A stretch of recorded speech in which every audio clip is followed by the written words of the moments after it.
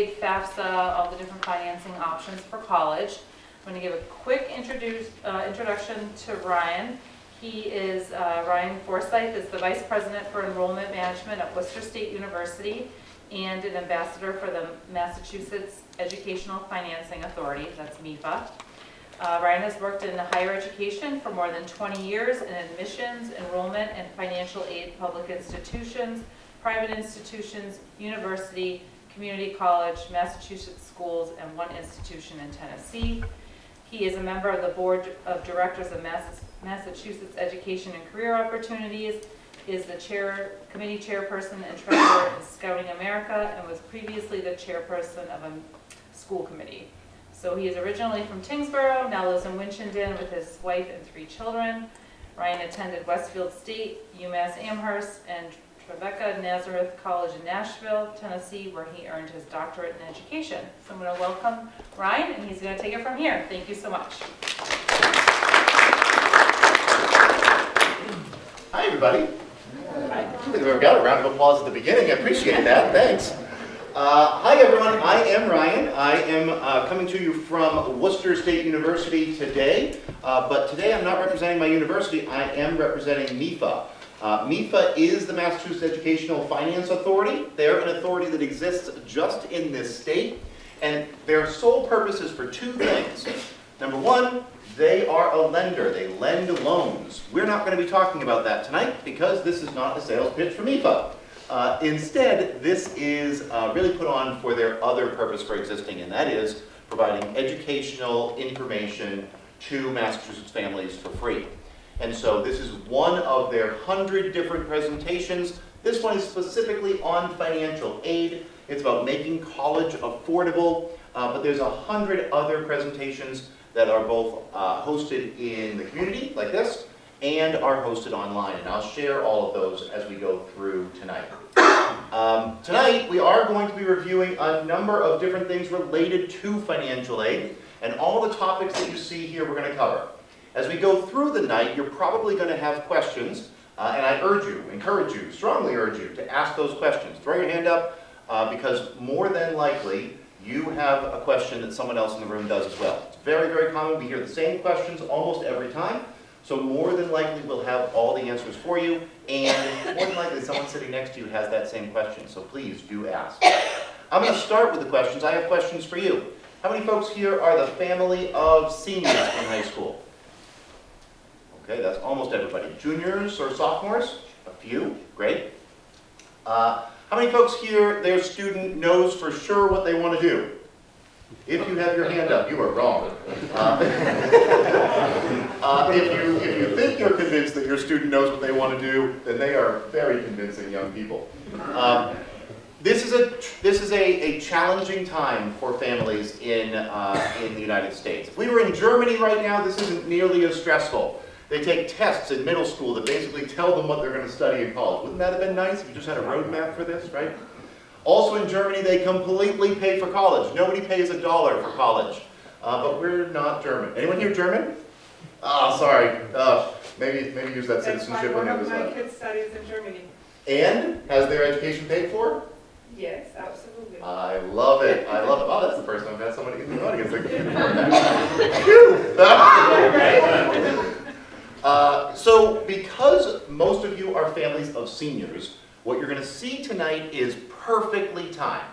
Everything we're going to learn about tonight is the things that are happening right now related to making college affordable. If you are the family of a junior or a sophomore, also great information that you're going to get tonight, but most of this information you're going to use during senior year, or at least closer to the end of junior year. Does that sound okay? All right. And remember, when are we going to ask questions? Anytime you have them. So just throw up a hand. We're going to go through all these topics tonight, and we won't be going backwards. So if you do have a question, please do ask. All right, let's get started. First, we're going to start with the kinds of financial aid. Now, if you know this part, don't get discouraged. It's going to get more complicated as we go through the night, but we're going to start really basic. And we're going to start so basic that we're going to start with the definition of financial aid. Financial aid is money that is used to help a student pay for college. So every single college charges students a tuition or a fee or both, right? Why do colleges charge money? Well, colleges cost money to run, And so they charge students tuition and fees to go there. Now, does everyone think the cost of college is very reasonable? No? Somebody thought I was going to say expensive. There were two people with their hands halfway up and then pulled them back down. No, college is obnoxiously expensive, right? We think of college, I hope you think of college, as an investment in oneself, right? You are investing in yourself with an education that is going to open doors in the future. Miss Angie could not hold her position without a degree. I could not hold my position without a degree, right? These are doors that were opened because we have a college education. But a college education is an investment. And who here is a hedge fund manager or stock manager? What makes a good investment? All right, nobody. Buy low, sell high, right? Buy low, sell high. We are going to buy our education for the least cost, the lowest cost of investing to get that high return. And the ways that we do that is with financial aid. Financial aid only comes in three forms. So while this is going to be an hour-and-a-half long presentation about all kinds of things related to financial aid, you can remember this. Every kind of financial aid that we talk about tonight falls in one of these three buckets. Number one, gift aid. Money that is literally given to your student with no strings attached or few strings attached and helps pay for college. This is grants, this is scholarships. We've heard about going to college on scholarship, right? Free money that helps pay for college. That's grants and scholarships. There's lent money, loans, right? Exactly what they sound like. Money that is lent to a student that gets paid back someday. Or money that is lent to someone else to pay for school and gets paid back someday. Anybody want to guess who the number one other person that borrows loans is? It's the parent, it's you, yeah. Mm-hmm. And then the third type is work study. Work study, how many folks have heard of work study, right? Work study is a thing, it's a common term. You go to college, I'm going to do some work study. I'm going to work while I go to school. Well, that, believe it or not, is a kind of financial aid. It's earned financial aid. So you don't get it. You don't get it like gift money. You don't borrow it like loans. You earn it by working. And most forms of financial aid, those grants and those loans, they come off of your student bill. So if your bill's $20,000 for college, and you take off some money, if you take off the loan and take off the grant, that reduces your out-of-pocket expense, right? Work study is different. Work study is a paycheck. It goes in the student's account. It's deposited or it's direct deposited. So it doesn't come off the bill, but yet it's still financial aid. Now this is the last time we're going to talk about work study, so I'm going to say just a couple more things. Why would work study, which really is just a job on campus, why is that financial aid? Why do we have to qualify for that? Well, the reason is because lots of colleges have lots of student jobs, right? Tons of student jobs. You can work in the fitness center. You can work in the library. You can work in an academic department. You can work for a researcher. So there's lots of jobs, lots of places for 18, 19, 20-year-olds to get some work. But the reason there's lots of jobs is because the federal government gives colleges huge buckets of money to pay students' wages. And that's called work study. So in order to get that form of financial aid, we have to apply for it just like the other types of financial aid, the grants, the scholarships, and the loans. Okay? All right, we're going to keep going. So we're going to get out of the way at the very beginning the worst topic, student loans. Student loans are a reality for almost all students that go to college. And why do I say almost all? Well, the reason is that almost every single financial aid award, financial aid offer that is made to your student by a college is going to include at least one student loan. Now, you don't have to take it if you don't want to, right? You can decline a loan. You can say no, thank you. But it's going to be offered to you, and so we want you to know about it. We also want you to know that there's a lot of students that use student loans to make college affordable because many students don't get enough of that good stuff. We don't get enough grants and scholarships to cover the whole bill, so loans sometimes sneak in. Now we want you to know about one loan in particular, and that's this one right here. That word right there, the direct loan, that's the name of the loan. So if you're a picture taker or a note taker, go ahead and snap a picture of the screen, or maybe, Miss Angie, are we making these available later on? Oh, I already sent these out, actually, but I'll there you send go. them again. Yeah. All right, so you can take a picture or you can check your email. But the direct loan is a loan we want you to know about. This is a loan that comes from the federal government. The federal government is the bank. They're the lender, they're the guarantor, They're the servicer after graduation. But this loan, we want you to know about it because there aren't many loans like this. This loan is made available to college students. First year, freshman year, you can get $5,500 in this loan. Sophomore year, a little bit more. Junior year, a little bit more, right? Now, who here has a senior in high school again? Most of you, right? Next year, they're going to go to college, perhaps. And do you think that they are credit worthy to receive a loan? Well, all right, that was a visceral reaction. Okay, so no, got it. All right, here's you. Do they have credit? Not really. Do they have a solid debt-to-income ratio? No. Do they have collateral to put up? Yours, maybe. They're not loan worthy, right? A normal credit union or a normal bank would not approve them for a loan, and yet your student can get this loan because the federal government makes them available with almost no entry requirements. In order to receive this loan, your student must be a U.S. citizen or a permanent resident, so more than likely that's a check, and they need to go to college, usually in the United States. If your student's thinking about going international, then this may not be available, but domestically, as long as they're a U.S. citizen or permanent resident going to school in the United States, this loan is available to them, and it's an entitlement, which means your student will be offered it even though you can decline it. Some other good things to know. There is no expectation that the interest rate on this loan will change. It is a fixed interest rate. It's fixed every year. So this year, the loans that are taken out in 25-26 are fixed at 6.5 or 6.3. Next year, depending on what happens with prime, it could go up or it could go down. But this loan, whatever loans are taken this year, are fixed at that rate. Whatever loans are taken out next year, fixed at next year's rate for the life of the loan. And these loans do not have to be paid back until after college. So these are all good characteristics of a loan. We hate loans. We're going to avoid loans. We're going to talk for an hour and 20 more minutes about not getting loans. But if we're going to take a loan, we want to keep this one in mind because it is one of the best out there. Last thing I'm going to tell you about this loan to convince you it's the best one, and that is that some of these loans are subsidized. That means that while this loan does have a 6.5% interest rate, if you qualify, if your student qualifies for a subsidized version of the federal direct loan, the federal government pays the interest for you while you are in school. So that becomes a 0% interest loan until at least you get into repayment after college. So again, we don't like loans, we're going to avoid loans, but this is one of the best loans. Now there are loans out there on the private market, right? Any of us could walk into our favorite bank right now, wherever you do your banking, and you could say, my student would like to borrow a loan. And they may have a product, they may offer you a loan. They may require the student to have a co-borrower, like yourself or someone else. They may require other checks other than the things on this screen, but there are other loans available.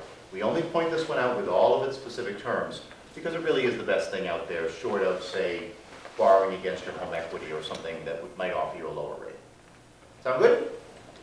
All right, let's keep, yes sir?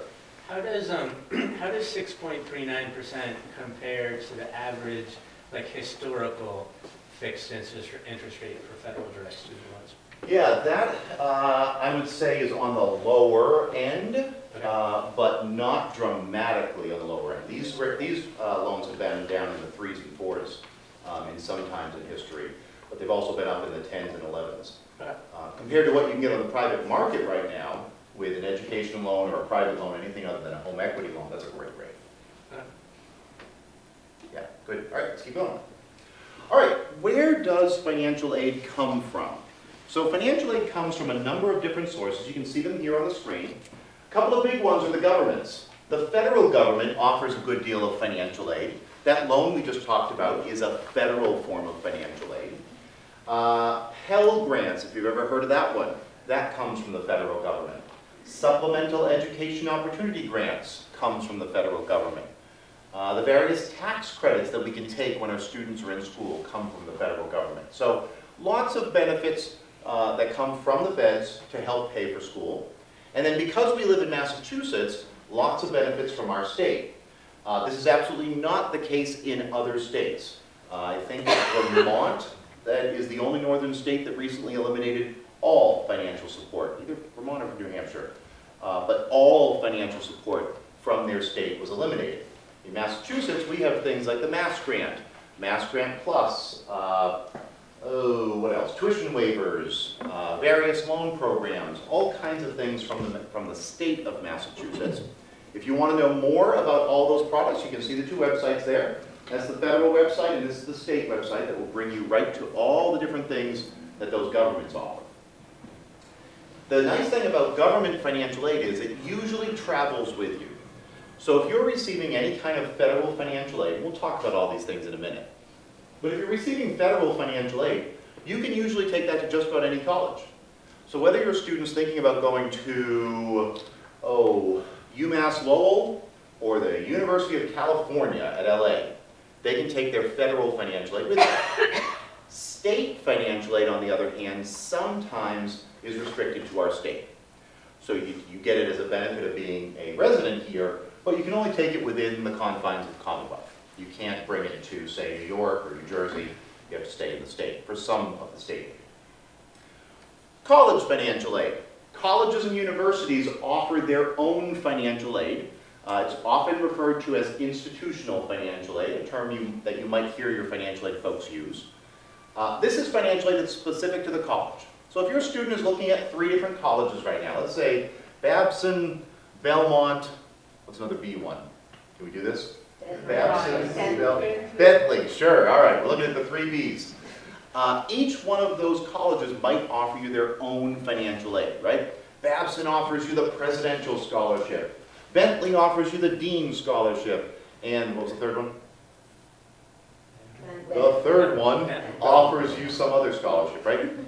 Those forms of financial aid can only stay at that school. So you can't take the Babson Scholarship down the street to Bentley, right? Makes sense.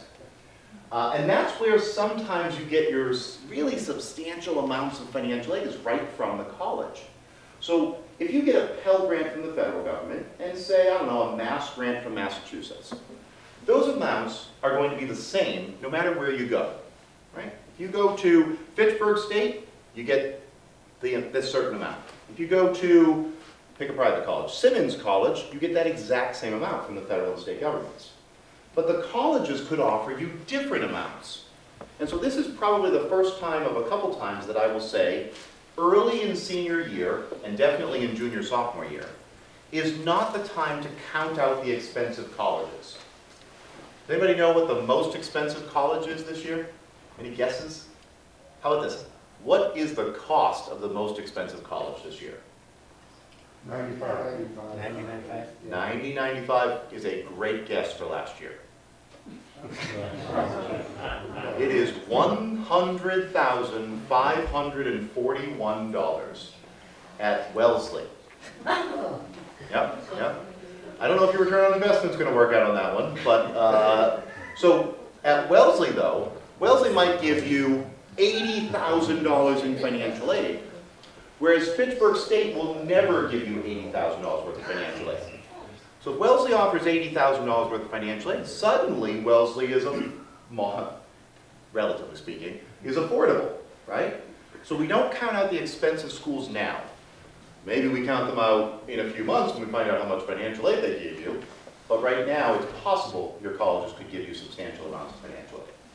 And then last but not least is a other bucket of everywhere else, right? So the feds give out aid, the state gives out aid, colleges give out aid, and then there are scholarships from literally thousands, if not hundreds of thousands of organizations nationwide. Right here in Shrewsbury, you probably have your own small financial aid programs that I'm going to ask Ms. Angie to talk about here in a minute. And there are national programs for scholarships, right? Target gives out scholarships. Nike gives out scholarships. Duct Tape gives out scholarships, right? You know what you have to do to get the duct tape scholarship? You have to do something creative with duct tape. I think the winner, was it last year or the year before, had to made her prom dress out of duct tape. Sent in a picture, $5,000 scholarship, right? So there's agencies out there, big national organizations that give out scholarships. Now, if you and I went on our Google, went on our phones right now, and searched for scholarships, you would get hundreds of thousands of results. And some of those are really authentic scholarship offers, and others, unfortunately, it's the internet, right? There's a whole bunch of scams out there trying to steal your information. trying to sell you something, trying to charge you to apply for a scholarship. Don't ever pay to apply for a scholarship. That is not a scholarship. But there's a lot out there. And it's kind of a bunch of garbage on the internet. So we promote these two websites right here. These are scholarships, curated lists of scholarships. MIFA, the group that I represent, and then FastWeb is another one, completely unrelated to MIFA, that just takes in national scholarship information, makes sure that they're authentic, makes them publicly available, and then makes them searchable. So you can go into those websites and put in information about yourself or your student and say, I am a 19-year-old female student looking to study on the West Coast, interested in equestrian science. That will pull up all the scholarships that are applicable to you and won't show you the ones for male students studying criminal justice on the East Coast, right? So we use these not only for ease, but also for some assurance of quality. There are actually scholarships behind them. Now locally, you have scholarships that are more local, right? Maybe from the local Lions Club or the Boosters Club or something here closer to town. And that process, the school has a little bit more information about. Yes, so we do have local scholarships through the town of Shrewsbury or different organizations in Shrewsbury. What we do is it's usually around February, we publish those on Schoology, a post goes out, and students can apply for those. And then they're awarded at our scholarship and award night, which is in May. So students should be on the lookout. We'll blast it out it's usually early February, and we have a whole list of them. Lee Diamantopoulos, he is one of our school counselors, and he's our scholarship coordinator, so you can always contact him as well.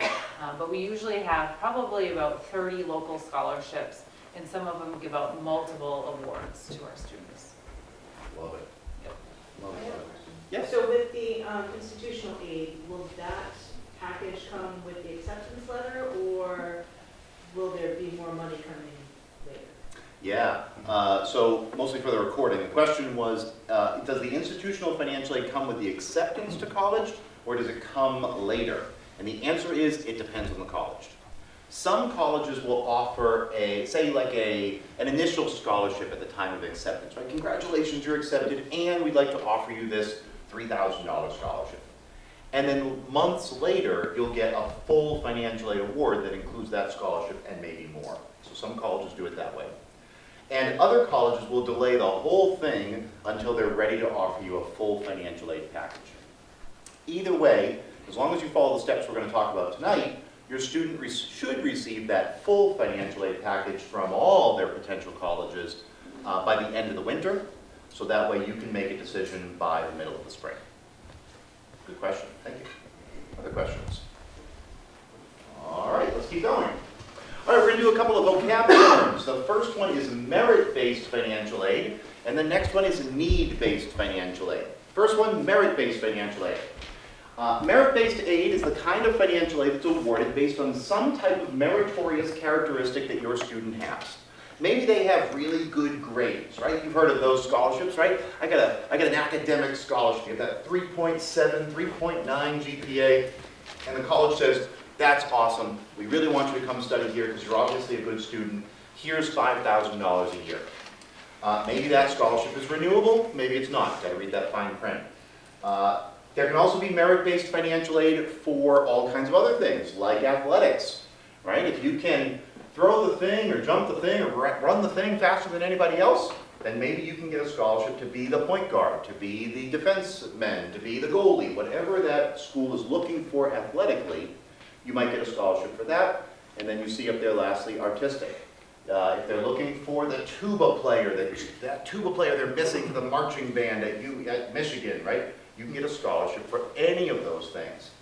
In all of these cases, these are characteristics of the student, right? Something about them that is special, that the school sees as special, and you're being rewarded or awarded for that special characteristic that you have. Like I said, some of these are renewable, meaning you can get them back every year, right? $5,000 every year, $10,000 every year. And they're awarded based on these criteria.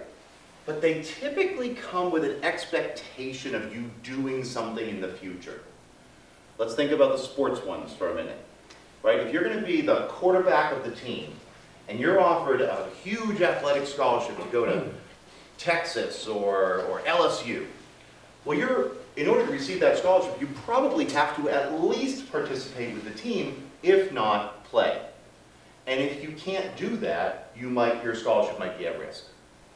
Think the same way about other forms of merit aid. If you're given a form of merit aid because you've got good grades, you got that 4.0 in high school, so here's a $10,000 scholarship. Well, they might expect you to hold a certain GPA in college, and if you don't, you might lose that scholarship, right? See how this goes? So this is merit-based aid. It's given based on something about you that the school or other group likes, and it's usually you have to do something usually in order to keep it. Now, need-based financial aid is totally different. It has nothing to do with your grades or your ability to participate in sports or your ability to participate in art. This is awarded based on a calculation, a standardized calculation of you and your family's financial need when compared to all other families. Now, we're going to talk about this formula as we go through tonight, and you're going to see that, that there's one way that this is calculated. We're going to show you behind the scenes exactly how it works. But for now, you can know that if you have need, wait a second, if I was to ask you, who here has financial need? Right? If your hand's not in the air, congratulations, I want to be your friend. If your hand maybe was in the air and you were thinking about putting your hand up, well then you probably do have financial need. I promise you, the federal government's calculation of your need will not match your calculation of your need. But this is a standardized way of calculating need. And so think about it this way. If Bill Gates was sending his daughter, does he have a daughter? Does Bill Gates have a daughter? Sure. What's her name? Let's give her a name. Ashley. Sounds like a nice girl. If Ashley Gates is thinking about going to college, and Bill is her dad, and they put their information in and get calculated for need-based financial aid, is Ashley going to receive financial aid? No. Probably not, right? Because Bill's making buco bucks. But if I put my information in for my daughter, I make this much financial aid, I'm more likely to get need-based financial aid than Billy Bob, right? So that's how need-based aid works. Now, Bill probably still thinks he has need, because he's looking at Jeff Bezos and be like, man, I'd like to do that. But he's not going to get aid, whereas someone that has a lower income will. That's your need-based financial aid. And a lot of financial aid, a lot of the stuff we're going to talk about tonight is need-based financial aid. That's why we're going to show you how this is calculated, all the behind the scenes. With need-based financial aid, you usually don't have to do much to keep it, right? It's based on your financial need, not on some kind of performance that you do. So you don't have to play on the team, you don't have to be in the marching band, you don't have to keep the grades up necessarily. However, most financial aid, whether it's need-based or merit-based, has this thing right here. It's called satisfactory academic progress. And all that means at its most basic definition is, if you receive some kind of financial aid from somewhere, the feds, the state, the college, whoever's giving it to you is expecting you to make progress on your degree. So if you get into freshman year and you take 5 courses your first semester and you fail 4 of them, well, now you're not making progress towards your degree, right? You're having a blast. It's a lot of fun. But you're not accruing credits towards graduation. That's not satisfactory academic progress. And so the financial aid can be taken away. Whether it's need-based or merit-based, it can be taken away.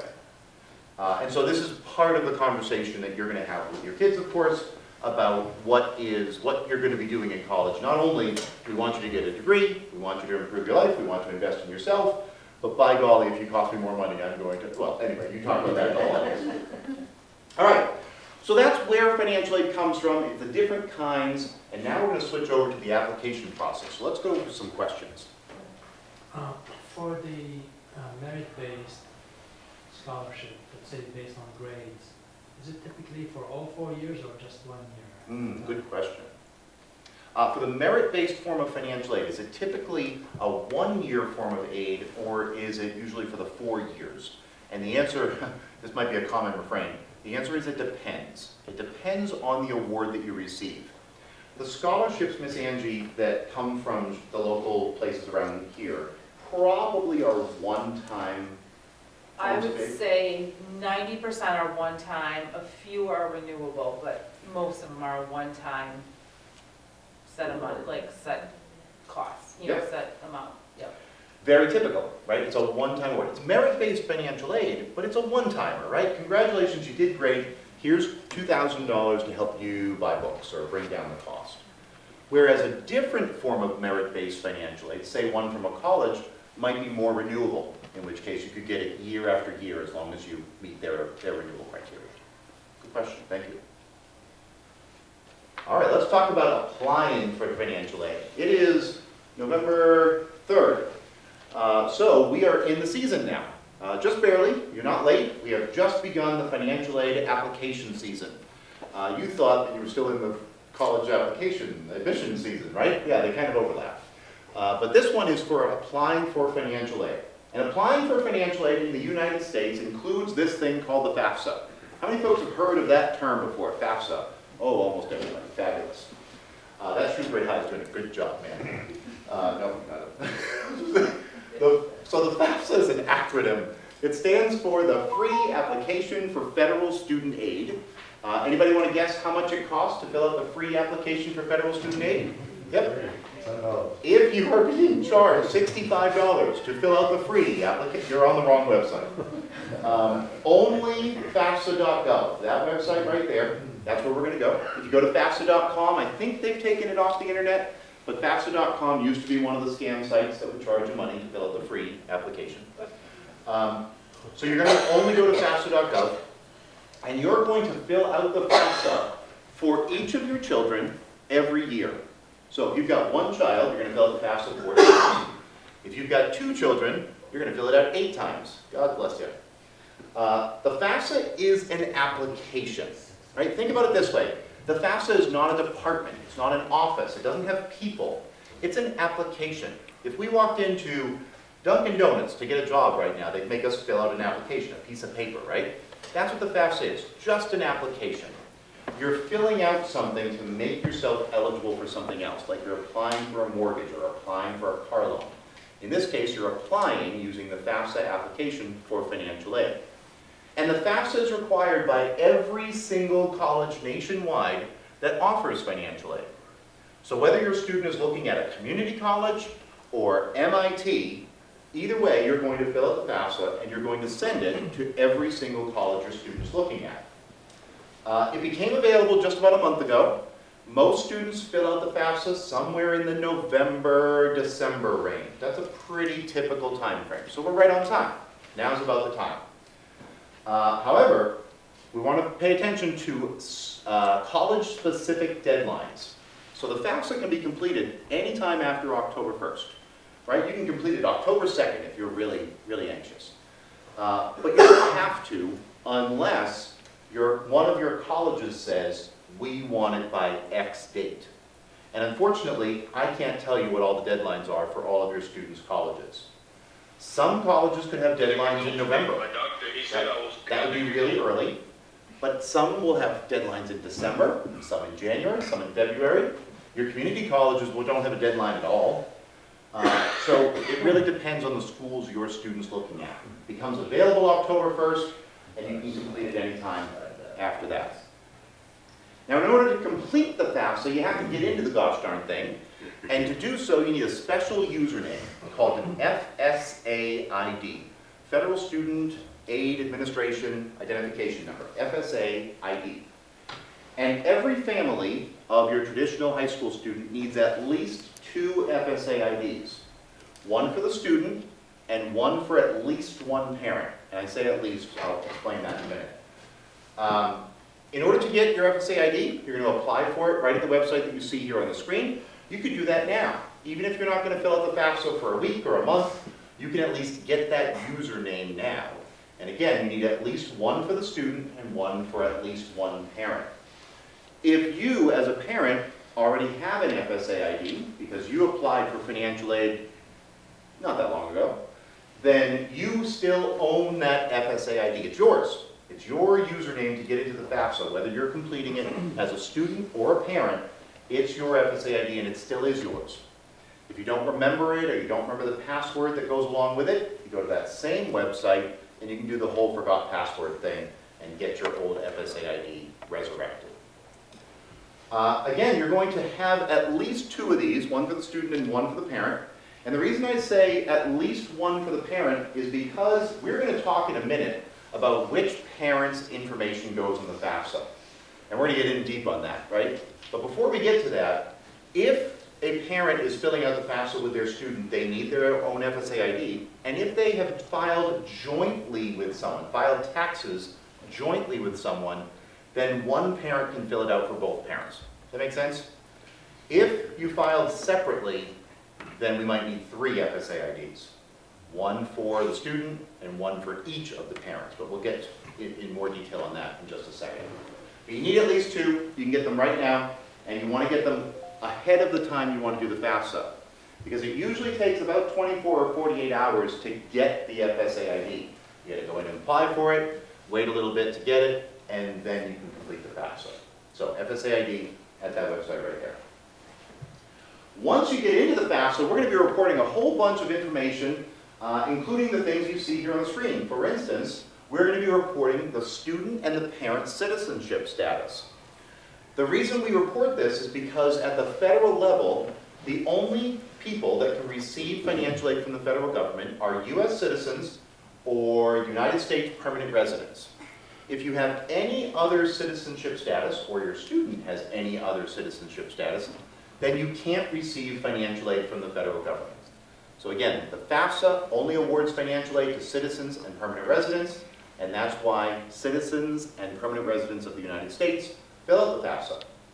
If you or your student happen to not be a citizen or not be a permanent resident, this can include people that are here on visas, this can include people that are here undocumented, or any other status other than citizen, the FAFSA is not your friend.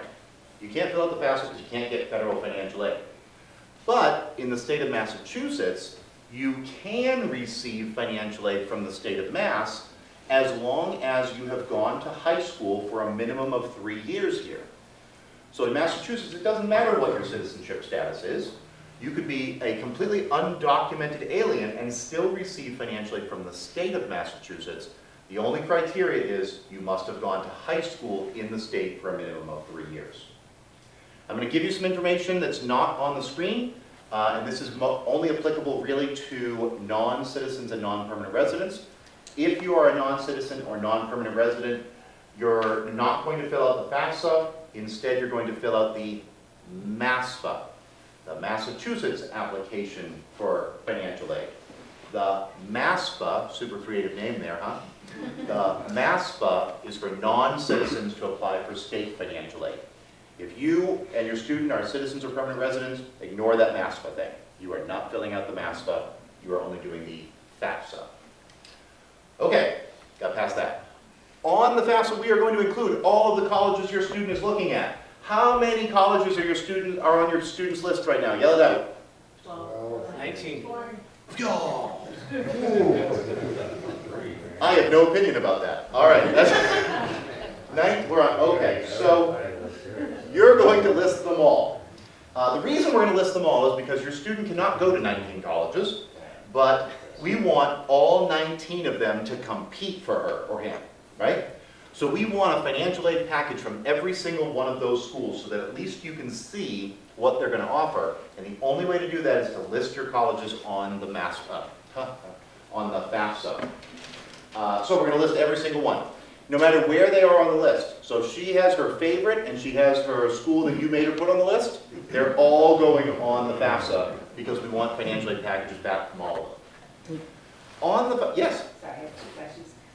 So do not include international schools, I assume? Oh, good question. The question is, do we include international schools on the FAFSA? So the FAFSA will allow you to include an international school as long as the United States government knows about it.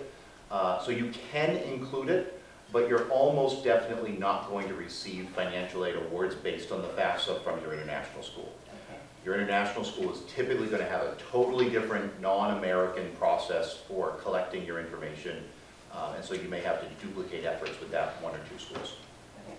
And for the, one more question, at the top where you were talking about citizenship, dual citizenship still apply? Yes, if you have dual citizenship, that other country citizenship is just a bonus. For FAFSA purposes, for applying for financial aid, it's your United States citizenship that makes you eligible to use the FAFSA. Yes? So can we start the FAFSA with a few schools and then later we add more schools? Yes. Can you start the FAFSA with some set of schools and then later add other schools? The answer is absolutely yes. The high school seniors are known for changing their mind, so it is entirely possible that that is the case. You also could make it halfway through this process and something changes in the consideration of a college, right? A college could, for instance, announce that it is no longer offering merit-based financial aid. Perhaps that takes them off the list and you add someone else. Anywhere through the process you can add.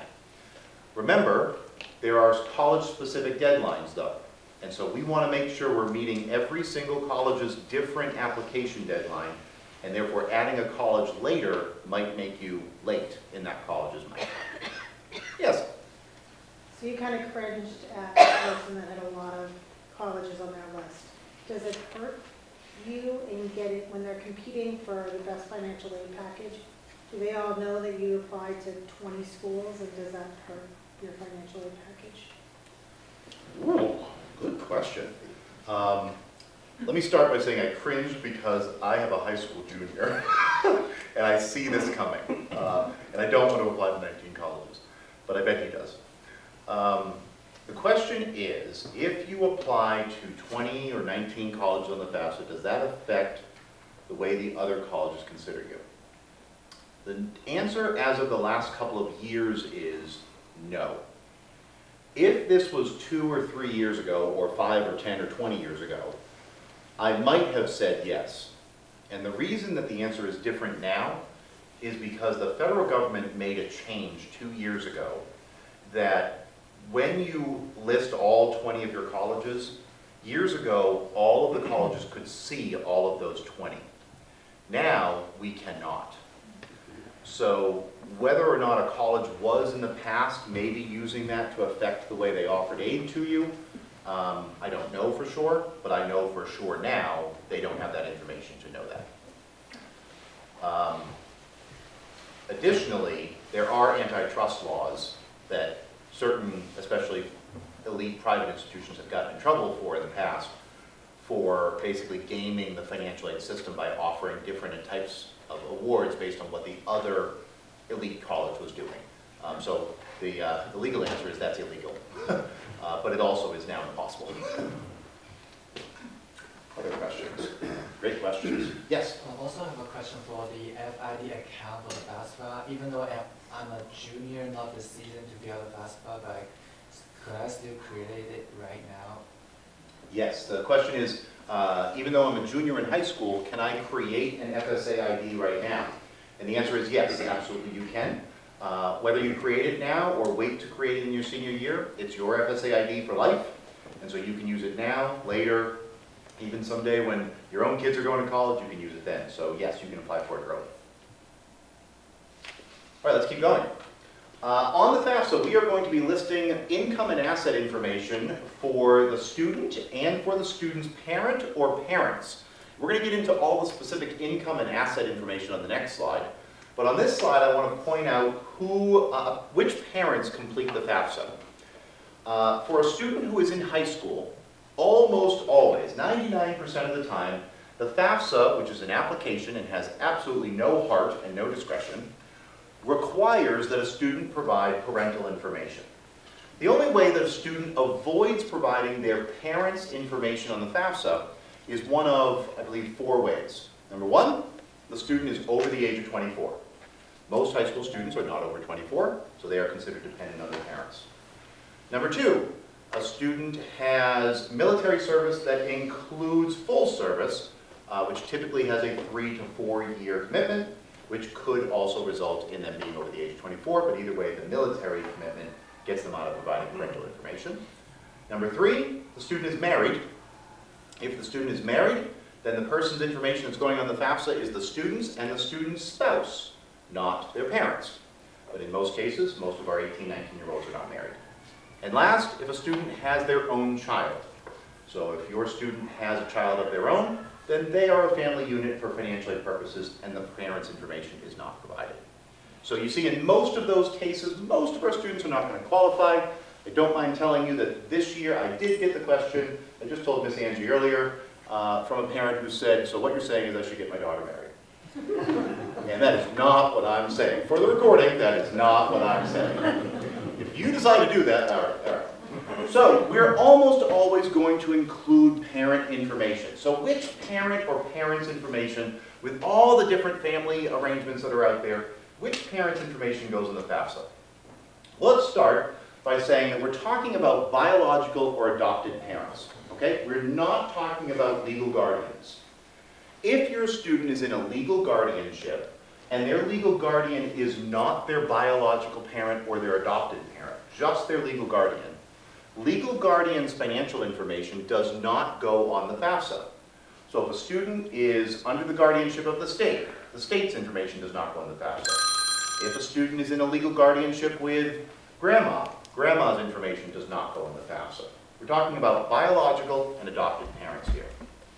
In the case of biological or adopted parents who are married, both parents' information is going to go on the FAFSA with the student. So we're going to include the student's income and assets, we're going to include mom's information, and we're going to include mom's spouse's information, whether that person is male or female. And so regardless of same-sex or different-sex couples, if the couple is married and one of them is a biological or adopted parent, then both of those parents' information goes in the FAFSA.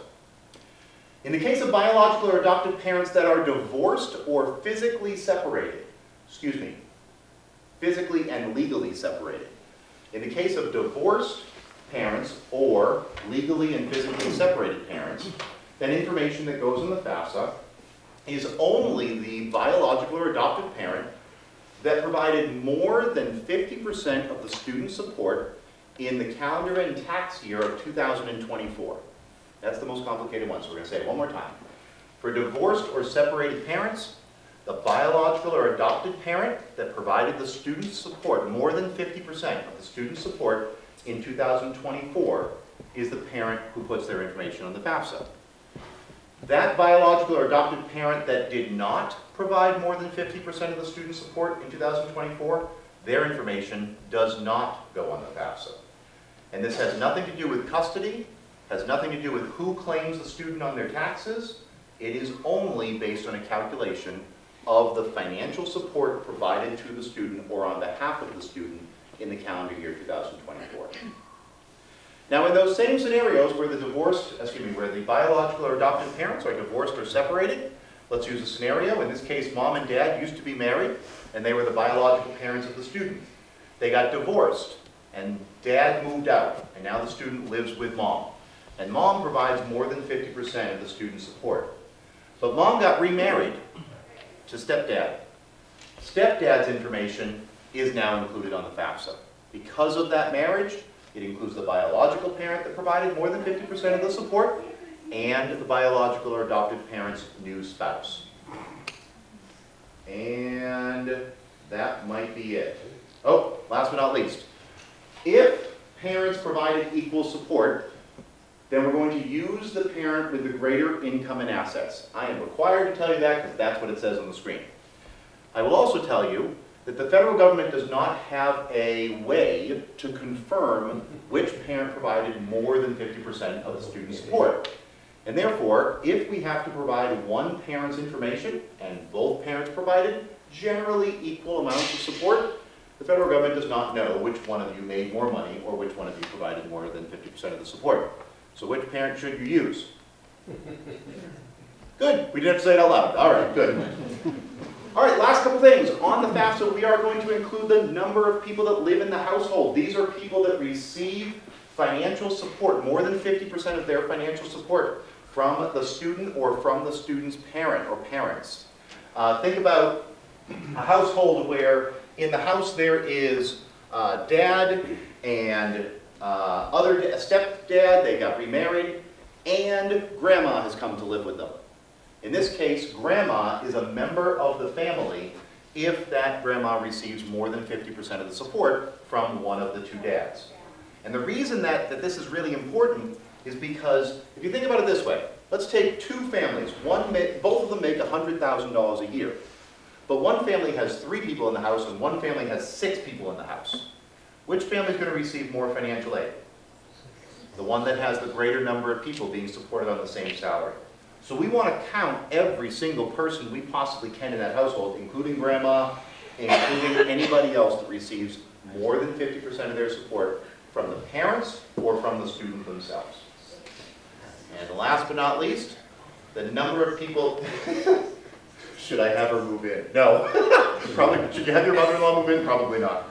But for financial aid purposes, yeah, that would help. We also want to include the number of people that are in college. This is children that are going to college. The FAFSA has asked this question: how many people in your household, how many children are going to college? They've asked this for decades. This year, unfortunately, the new administration, you heard about the One Big Beautiful Bill? Well, there was a change that happened, and basically it took out any special calculation related to the number of children. So unfortunately, if you have 2 children in college, you do not receive more financial aid, whereas in the past you used to. But just to put salt in the wound, you still have to put the number of children on the FAFSA. So when it says number of children in college, well, I have none right now, so I put 1 for my student who's attending college.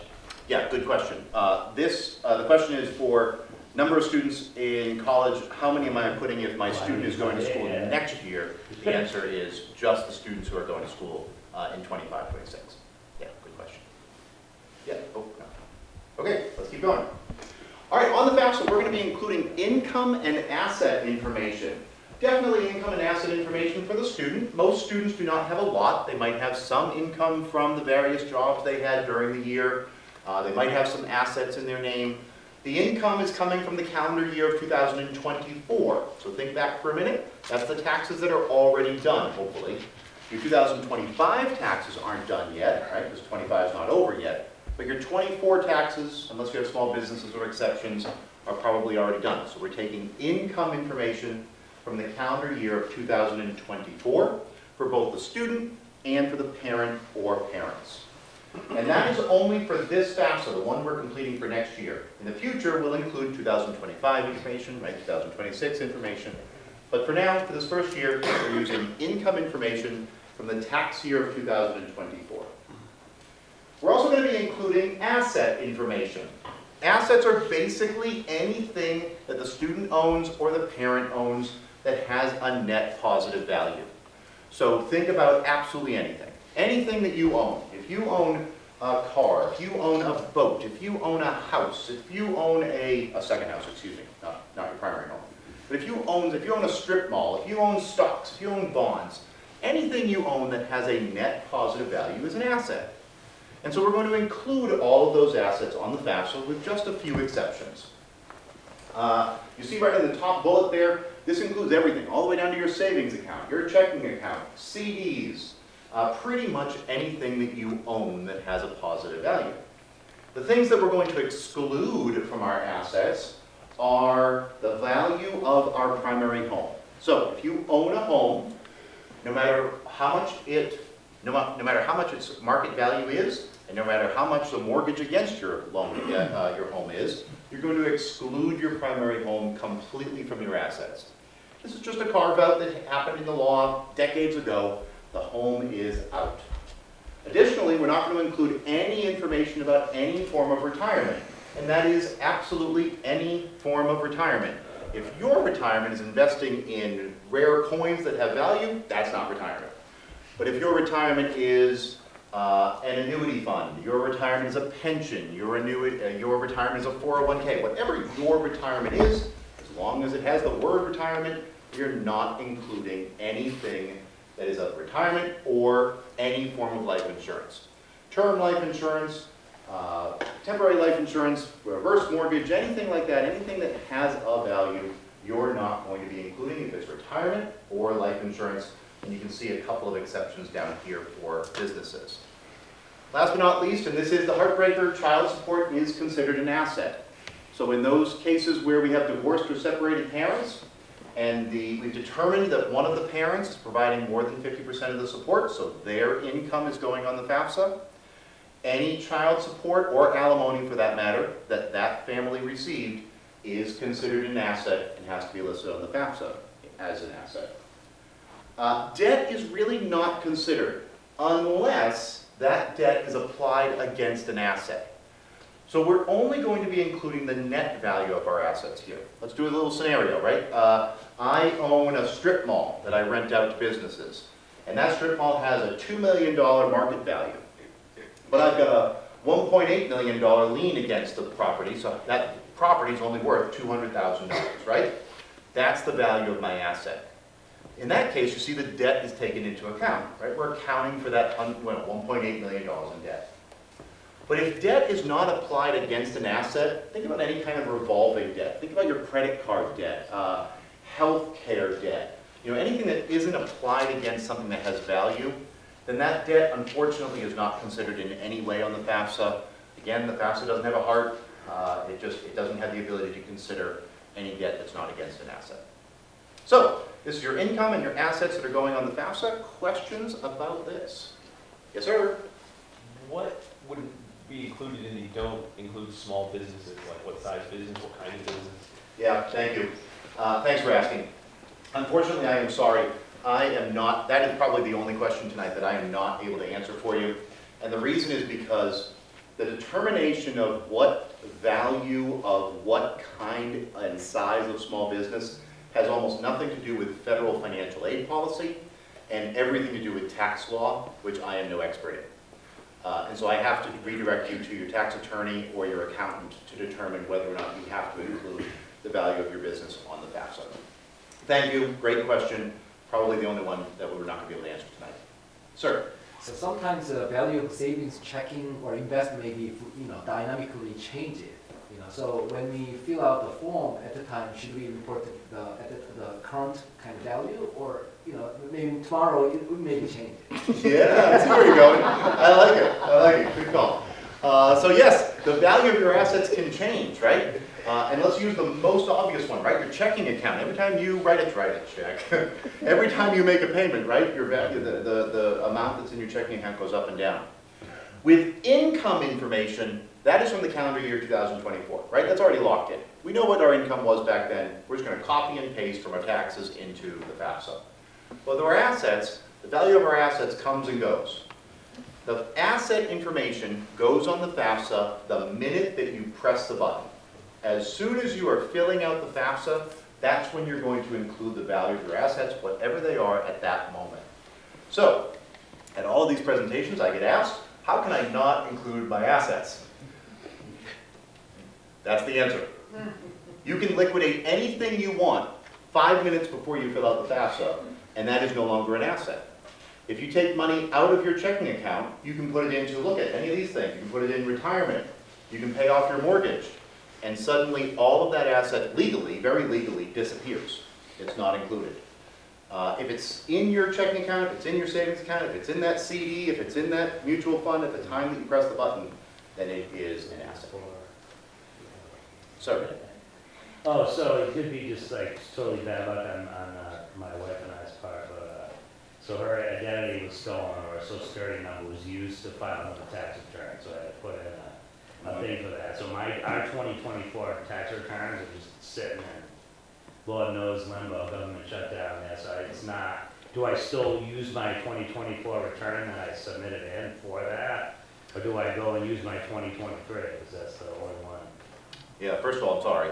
Yeah, it sucks. Bad timing. So for the recording, the question is, if I have some challenges with my 24 tax return, whether it's identity theft, or in some cases, 24 tax returns are not complete, especially if you have a small business and you had to do extensions for various reasons. If there's anything wrong with my 24 taxes, should I still use my 24 taxes to fill out the FAFSA this year? The FAFSA is going to ask you for information basically on the honor system, right? You know how when you fill out your 1040, you can put just about anything you want on there and submit it? Mm-hmm. Now, sometimes it results in an audit, and the same thing can happen here. But on the FAFSA, no one's going to be error checking you, right? So what we want to do is we want to put on the FAFSA the most accurate, most honest thing that we can determine for our 2024 information. And so if you know what your 24 information was, you want to include it the way that you Yeah, I did. mean, my 10-4 is still correct, it's just they paused it while they did. I got nagged because someone said, hey, let me file a return under this number that I bought. So the AI that what takes all electronic filings nagged me immediately, said, it's already been filed under this number, I call the IRS, blah, blah, blah. So I just been sitting there for 6 months, 7 months now, and But what my info is fine, so I'm happy to put it in. I just don't know if, the way that it works, does it just go and ask and go to pull my info and then it's denied because it's not there? It automatically takes it. We've already done this for my son, it's their early action.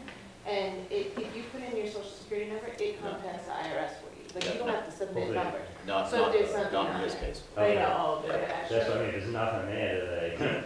So because there was no way to put it. what the young lady down below is talking about is in the FAFSA, there is a tool called the IRS Data Retrieval Tool.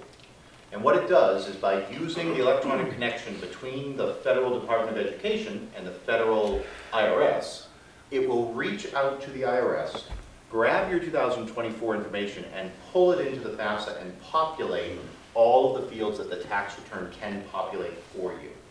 There's value in doing this because not only do you get everything right? You're not going to make a mistake. It also protects you from a process called verification, which we're going to talk about in a couple of minutes. And so it's good to use this IRS data retrieval tool. It's helpful. It's not only easy, like you said, but it also makes sure that everything is right. In your case, that's not going to work because somebody put in a bogus return, and if you try to pull that in, it's either going to reject or it's going to put bogus information in your FAFSA. So you're not going to use that tool. Everybody else, if you don't have that kind of scenario, you could use it and it is helpful. Yeah. Sir? So trying to move money from checking and savings, is it any difference between putting that in retirement versus paying off like car loan, credit card loan? Any difference there in those two scenarios? The question is, if I'm moving money around in my different assets, is there benefit to putting it on one asset over another? Paying off your credit card is not going to help in any way because credit card debt is just plain old ignored by this whole process. Paying down an asset, a lien against an asset, will only make that asset have more value. So that really wouldn't provide much of a benefit.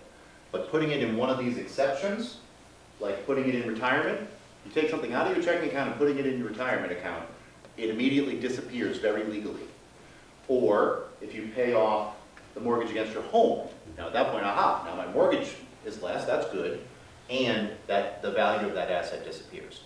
So those two things are pretty helpful, but not a credit card or not any other asset that you'd be counting here. And where do 529 plans fall in here in terms of counting against you or for you? Yeah, so 529 plans or any other educational savings account is an asset. And so it's going to be included as an asset. Now we've just spent a lot of time talking about income and asset information that goes on the FAFSA. And now I'm going to let you know that income information dramatically affects a student's eligibility for financial aid. Think about that. If your income is really high, you get less financial aid.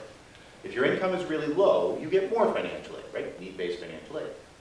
But with assets, assets are actually taxed very lightly in the FAFSA calculations for need.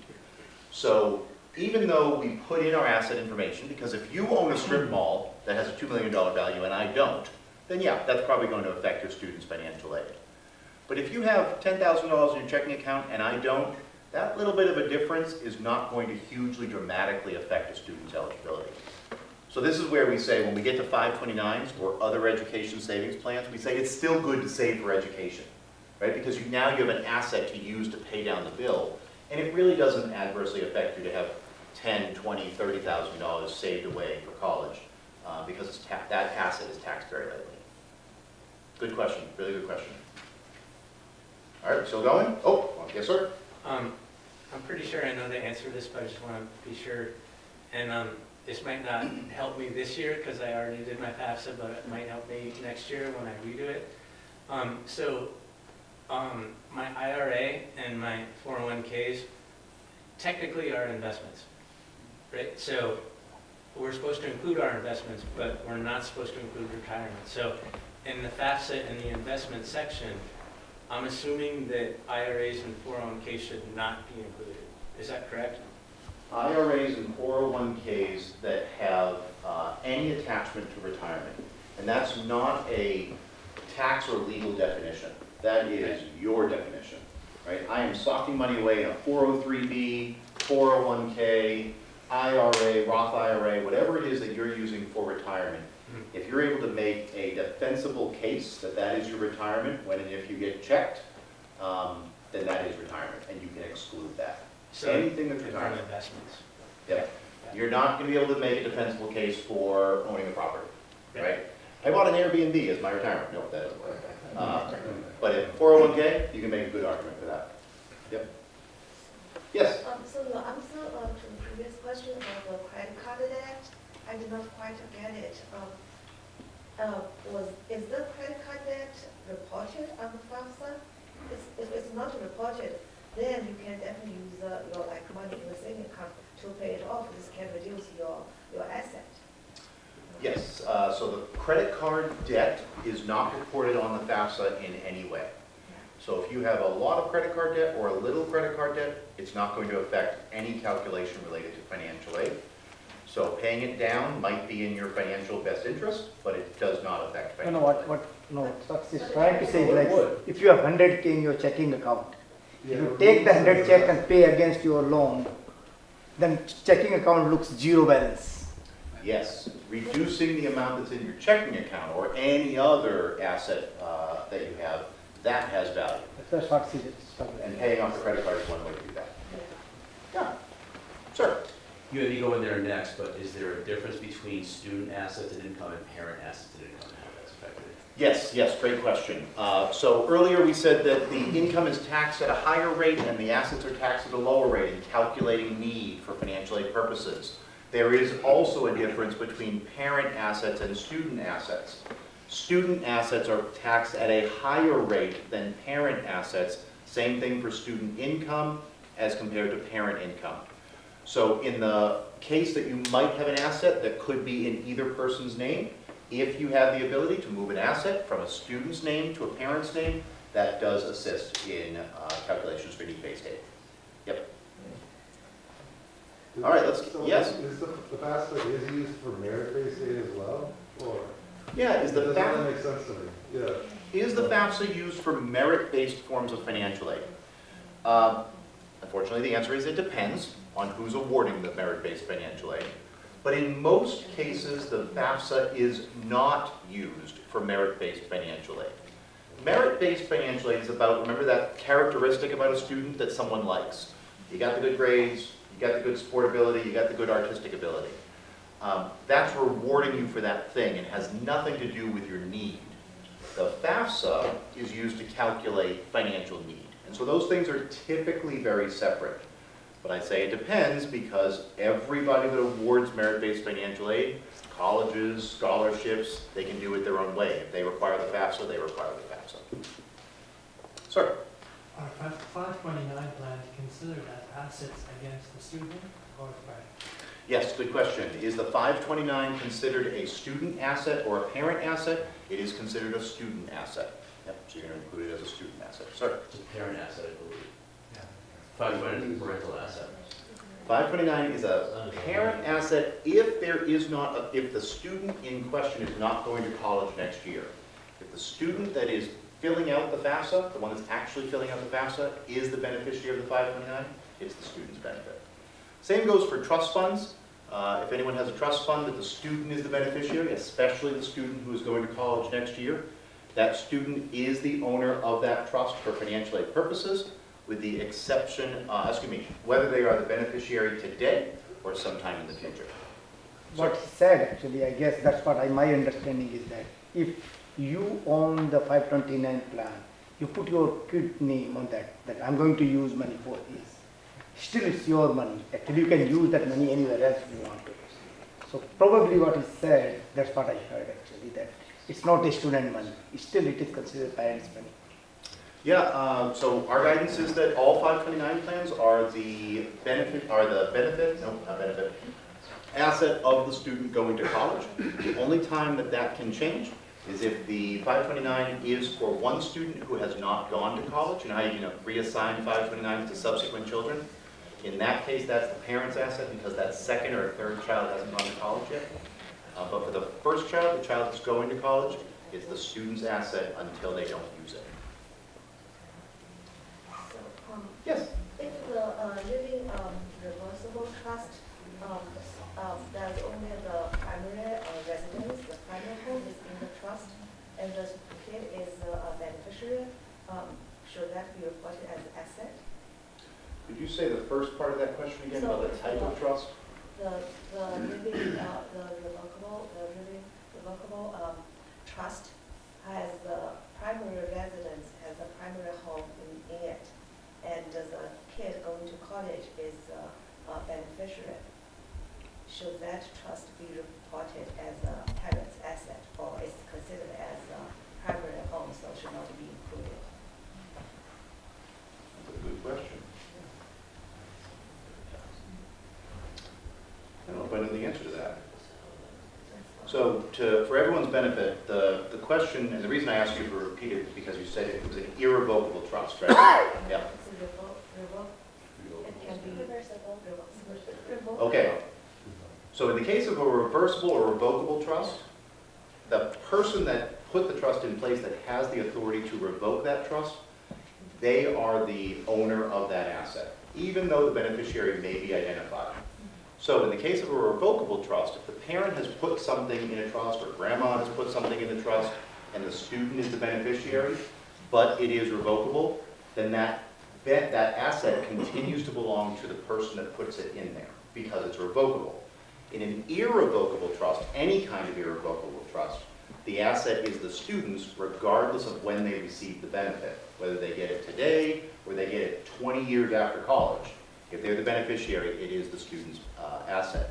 But the thing about your question that makes it unique, and I'm not so sure I know the answer to it, is the question was specifically about a primary home that's in the asset, that's in the trust. And because the primary home is excluded from your assets altogether, but it is in a trust, is that an asset? I am sorry, but I don't think I am going to be able to give you the answer to that tonight. I will find the answer, and I'll give it to Miss Angie. And maybe Miss Angie can be a resource for you later on to get that answer. But I am so sorry, I don't think I know the answer to that one. No one knows everything.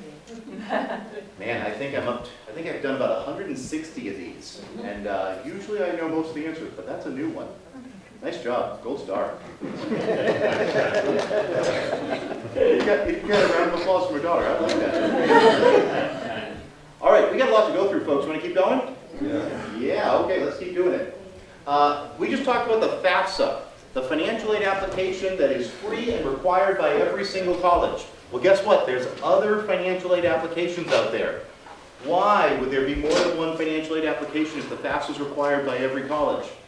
Well, there's this thing called the CSS profile, which is not free. You see the costs up there. It also became available on October 1st, so you can fill it out now if you want. But in the CSS profiles case, it's not required by all colleges. It's only required by some, a few hundred colleges.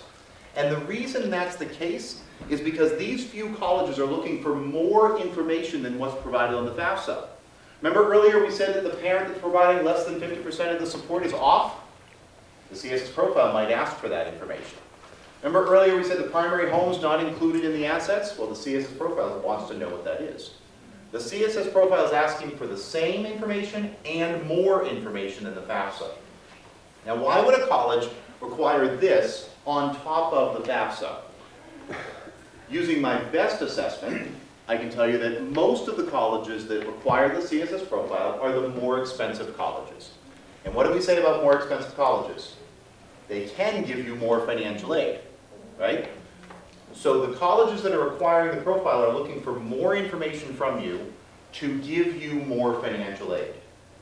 And they won't give it to you if they don't have both forms of, both financial aid applications. Now, each one of your colleges, if you go on their website, it's going to be pretty clear right off the start which financial aid applications they require. You can see right there at, at nichols.edu/financial aid, it will tell you FAFSA and profile. or just FAFSA. Or you can go on the website that you see there on the screen, CSS Profile, and you can look through the list of hundreds of colleges that require the CSS Profile to see if any of your student schools are on there. But again, this is only required by some colleges, not all, and you do have the ability to complete it as sort of a discretionary option. FAFSA is really required by all colleges. Last but not least, some colleges have their own financial aid applications. So pick the school. Regis College might require the FAFSA and the Regis College financial aid application. You want to check each school because unfortunately, where each school has different deadlines, they also might have different financial aid application requirements. Yes, sir? One question, like, if you are looking for merit-based scholarship, does it need a CSS profile to get filed or no? Yeah, so the question is, for merit-based scholarships, is the CSS profile required? And very similar to the last gentleman's question, it's really going to depend. Many colleges will offer merit-based scholarships simply based on the admission application. Some colleges will require either the CSS profile or the FAFSA or both. But it's much more common for that merit-based aid, the aid that's given to you because you've got something they want. It's more common for that to be awarded separate from the financial aid applications. But it is possible that a school could require it first. When we fill out a, yes, sir?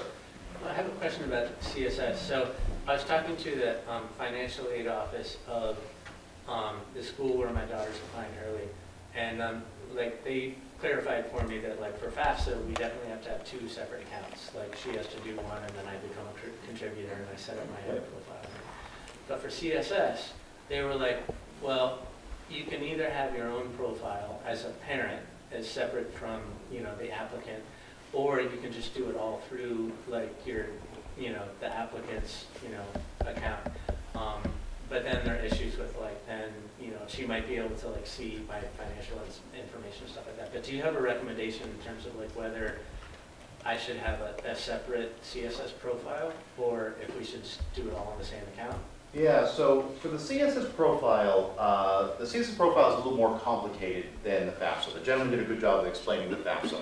The student fills out their portion of the FAFSA using their FSA ID, their login, and then they sort of pass off the FAFSA to the parent, right? And the parent goes in with their FSA ID and fills out the rest.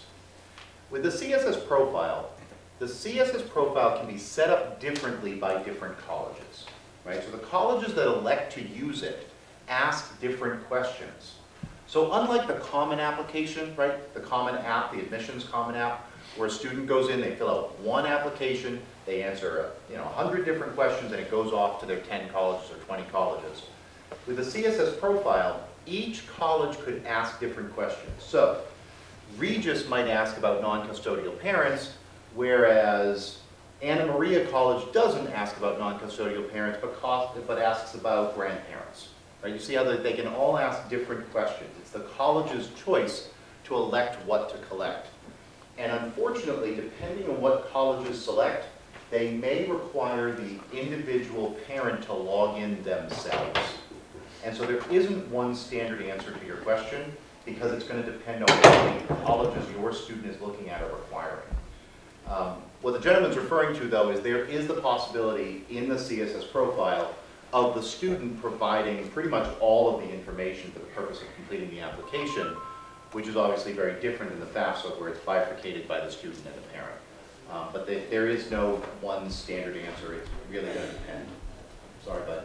Sir? Should we submit CSS profile each year or just one time? Yes, the CSS profile is submitted each year just like the FAFSA. Yep.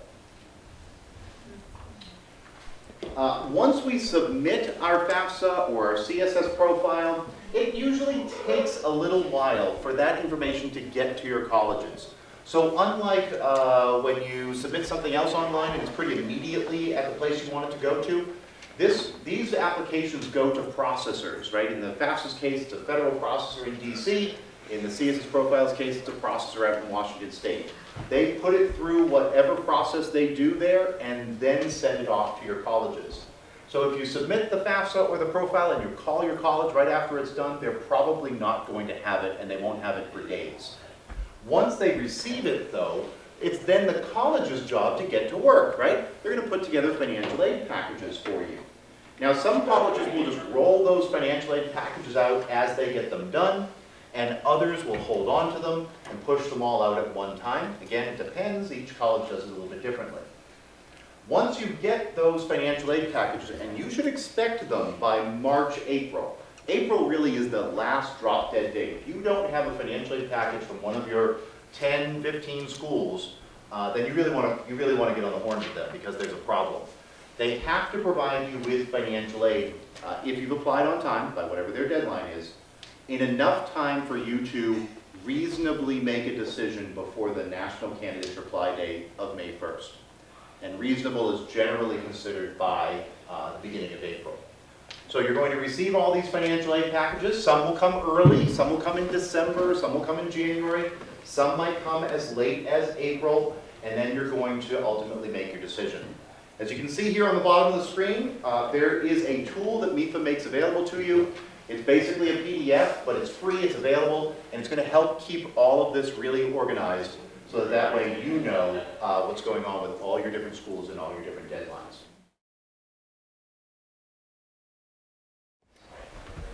So that, my friends, is applying for financial aid. That's as far as we've made it, folks. We have made it through what is financial aid, where it comes from, and how you apply for it. Next, we're going to go into the third of 4 sections, including how financial aid decisions are made. So we're actually going to show you when a college receives your FAFSA, how do they determine who gets need-based financial aid and who doesn't. And we're going to start with another vocab lesson, 2 vocab terms. The first one is cost of attendance, and the second one is student aid index. We'll start with cost of attendance. If you and I were at a barbecue and I came up to you and I said, what would you consider the cost of attendance for college? First, you would realize you were talking to the wrong guy at the barbecue. You should go find a new friend. And second, you're going to probably say something like, I don't know, what the college bills me. Well, that's half right. Cost of attendance is an important term in financial aid world, and one that you're going to be empowered to know the definition of when you're talking to your colleges later on. Because cost of attendance isn't just the charges that the school bills you, these green boxes. That's what's going to be on the bill, right? If your student lives on campus, they're going to be charged tuition and fees and housing charges and food charges. Maybe some other little things, right? A parking charge or something else, but more or less those couple of things. But cost of attendance is more than just those direct charges. It's the indirect costs of going to college. If your student goes to college on the West Coast, for instance, there's a lot of flights involved, right? And each one of those flights is $500. So that's a lot of transportation costs. Your student's going to go to college, and the college is probably not going to give her or him their books. They're going to have to be purchased. There's another indirect cost that you have at Barnes & Noble or Amazon or wherever you get books from. Right? So there's indirect costs associated with college. Who can tell me, yell out a name of one of the colleges your student's looking at? Merrimack. Merrimack. Anybody know how much Merrimack costs? Sticker price? 62. That sounds like a decent guess. $62,000 to live on campus? $62,000, right? That's how much Merrimack costs. But adding the books and the transportation and the expenses and everything else that he or she needs, Merrimack's cost of attendance ends up being closer to $70,000. Right? See how that works? So we're going to keep that in mind when we figure out how much a student might be eligible for in financial aid. Cost of attendance is our first vocab term. Second vocab term is student aid index. For those of you that have already filled out the FAFSA, you've already seen this. This is the number that gets popped out from the FAFSA when you're all done. You've submitted the FAFSA, it goes off to DC, it gets processed for a few days, and then you get your student aid index back. And it is exactly what it sounds like. It's an index. It's a number that is used for calculating financial aid eligibility. If you talk to old-timers, they will say, is it even on the screen, that this is the amount that you're expected to pay. There it is. The amount that you're expected to pay. Now, when you get your student aid index back, you are going to disagree with that number. It's going to say you can pay $100,000 a year for college, and that is not accurate. But this is really just a number. It's a number that's used in a formula to figure out financial aid. Let's go ahead and see how that works. Number one, we're going to take the cost of attendance of your college, in the case of Merrimack, $70,000, minus your student aid index, whatever your student aid index is, and everybody's is going to be different, equals the maximum amount of need-based financial aid that your student can receive. So in this scenario, the cost of attendance at Merrimack is $70,000. My student aid index came out of the FAFSA at $20,000, which means Merrimack can give me up to $50,000 worth of financial aid. Okay? Now let's do another scenario. I'm going to go to Fitchburg State University. Fitchburg State University's cost of attendance is not $70,000, right? How much does Fitchburg cost? About 30. 30. Let's say 30. Sure, that's a good number. Fitchburg's cost of attendance is around $30,000 a year. My student aid index doesn't change. It's still $20,000. 30,000 minus 20,000 means that at Fitchburg I can receive up to $10,000 worth of need-based financial aid. This is the second time I'll say, don't count out the expensive schools early. We count out the expensive schools when they don't give us enough financial aid in April, right? But for now, we leave the expensive schools on the list because they can, in this scenario, you can see the expensive school can give you more financial aid than the less expensive school. Okay? This is it. This is the secret sauce. This is how it works. Now remember, this is for calculating need-based forms of financial aid. Is merit-based financial aid in here? No. No. So if you get that big, huge scholarship because you've got good grades, or you get that big, huge scholarship because you're going to play field hockey for that school, that gets added on top of this. So now, Merrimack costs 70, my SAI is 20, my eligibility for need-based aid is $50,000. So I could get $50,000 worth of need-based aid, plus that field hockey scholarship, or plus that academic scholarship. And that's how we make college affordable. So now let's look at a few things. Yes, sir. Then so we would not add the, should we add the costliest school in this list, the first one? Say that one more time. Should we add the really costliest schools in the list first, when you fill in the form? That's what you Okay. said, right? Do you include the costliest Cool. institutions at the top of your list of colleges when you fill out the Right, FAFSA? No, not necessarily. They're the only difference in the listing order in which you put on the FAFSA. You can list 20 schools. The only difference is for the very first school on the top line. Whichever school you list on the very first line, that school is going to be used by the state of Massachusetts to calculate your eligibility for one form of financial aid called a Mass Grant. And you're going to get a letter from the state of Massachusetts. We hate that the state does this, by the way. But the state is going to send you a letter saying, congratulations, you're going to Fitchburg State, because that's who you listed on top. Are you going to Fitchburg State? Maybe, maybe not. But because you're listed on the top, the state's going to say, congratulations, you're going to Fitchburg State, and you get a certain Mass Grant award. That's complicating, because if you don't choose that first school, and you say you choose the third school or the seventh school, then that third or seventh school has to change that to put themselves on the top of the list so you can get your Mass Grant at that other school. Otherwise, there is no effect, no benefit or detriment of the order of how you put the schools on the FAFSA. And that's only for Massachusetts. If you're looking to apply to all out-of-state schools, then it's not applicable at all. That's right. If you're only looking at all out-of-state schools where a certain state award can't travel with you outside of the state, then the letter you'll get from the state of Massachusetts is, good luck at college, we wish you the best. So yes, there would be almost no effect then. Okay, so we know now how to calculate our possible eligibility for need-based aid. You can do this, by the way, on your own. When you know the cost of your school, and pretty soon, if you haven't filled out your FAFSA, you're going to know your SAI, you can already figure this out. And this is powerful information when you're talking to your college, right? Because if your college could give you $50,000 in financial aid, but they only give you 30, you already know. You're empowered with the information to say, I know you can give me more. So please reconsider. We're going to talk more about those extra appeals as we go through tonight. Well, let's take a look at one scenario. In this scenario, this college's cost of attendance is $45,000. Can anybody think of a school that's $35,000 or $40,000 a year? UMass. UMass, good example.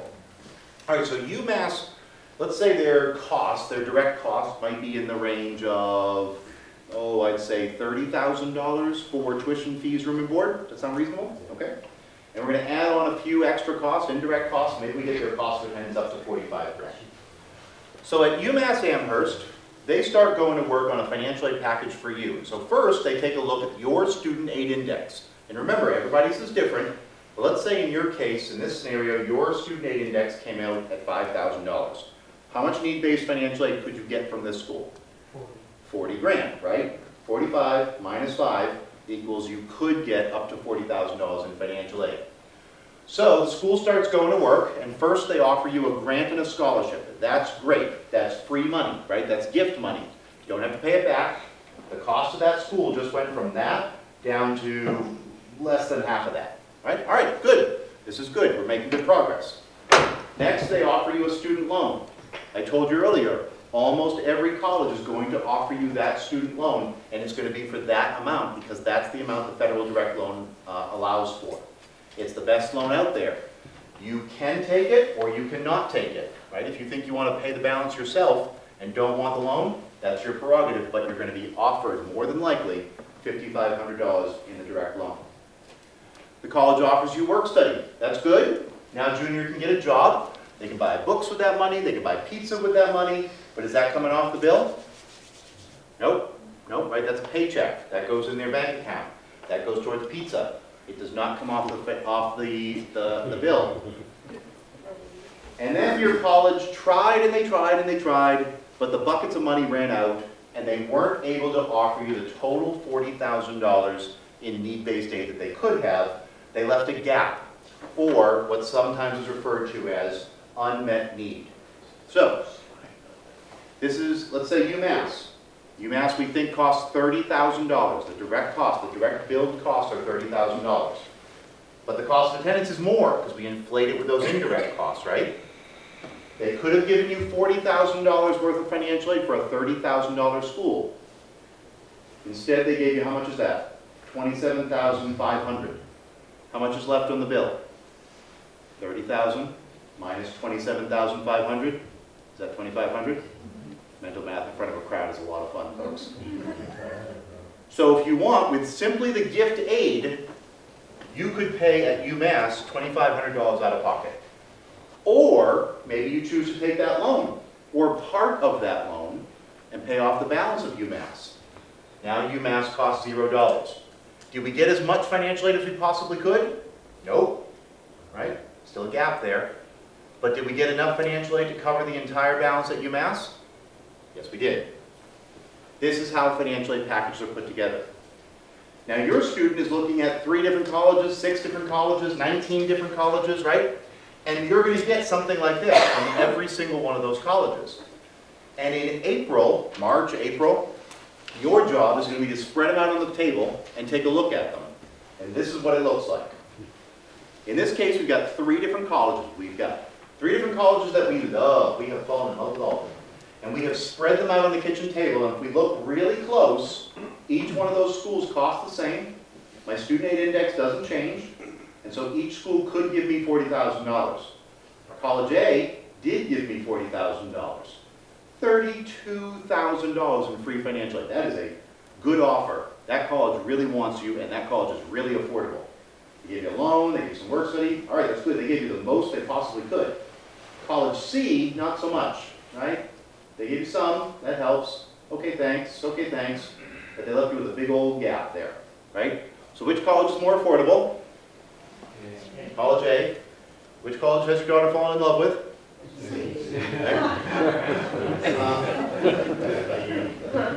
But this is what, do we make college decisions based solely on finances? It's a room full of parents, right? Wrong, hang on. Does your student make decisions based?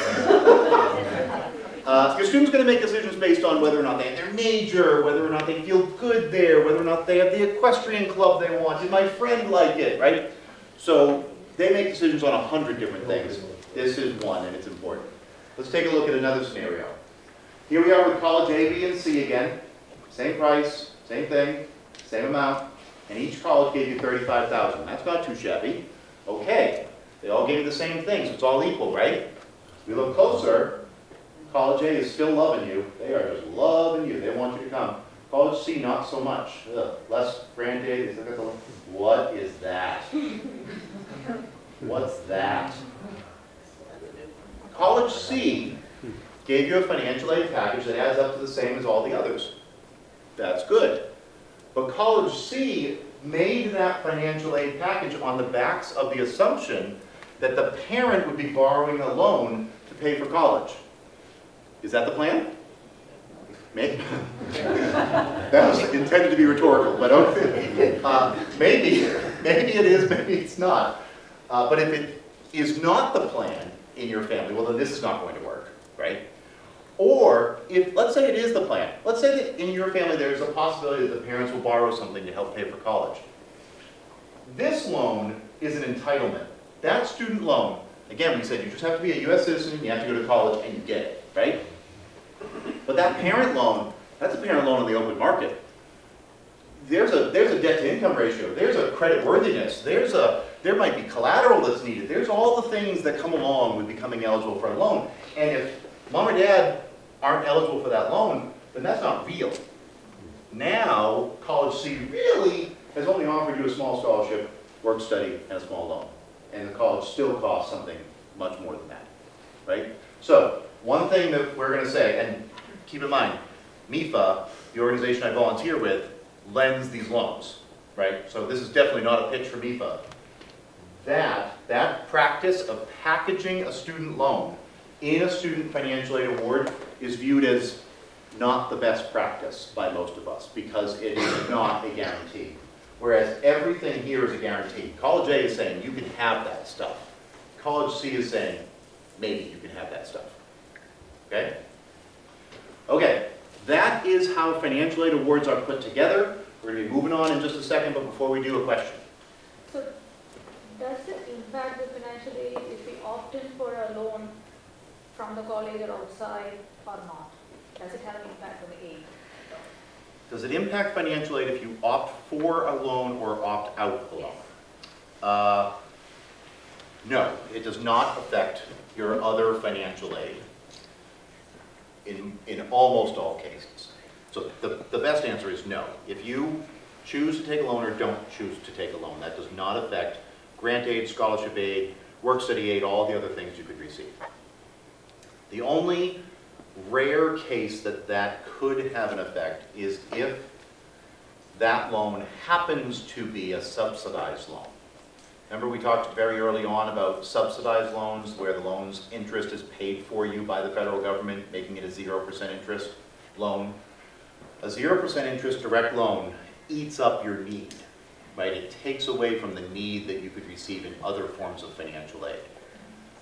So if you happen to have a huge offer of need-based aid from multiple sources, right, like a scholarship from the town and a scholarship from duct tape and something else, they give you aid and it's need-based, then taking a need-based loan could prohibit you from having other loans, other forms of need-based aid.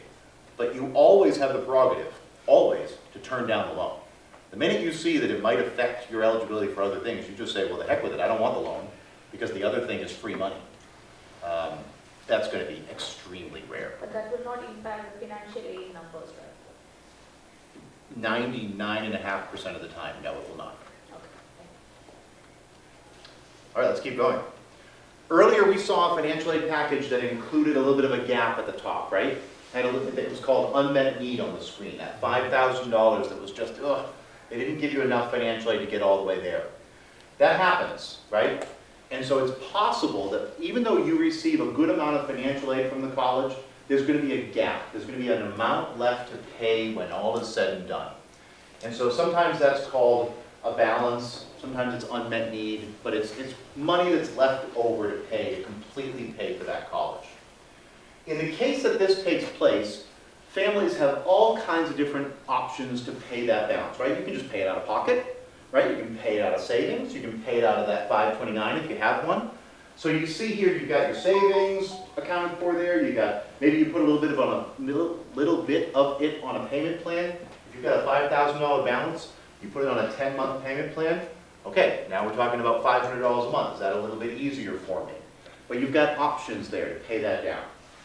If these options don't exist or they're not enough, right? We don't have enough savings, maybe we don't want to take our, $500 a month or some amount every month out of the current income.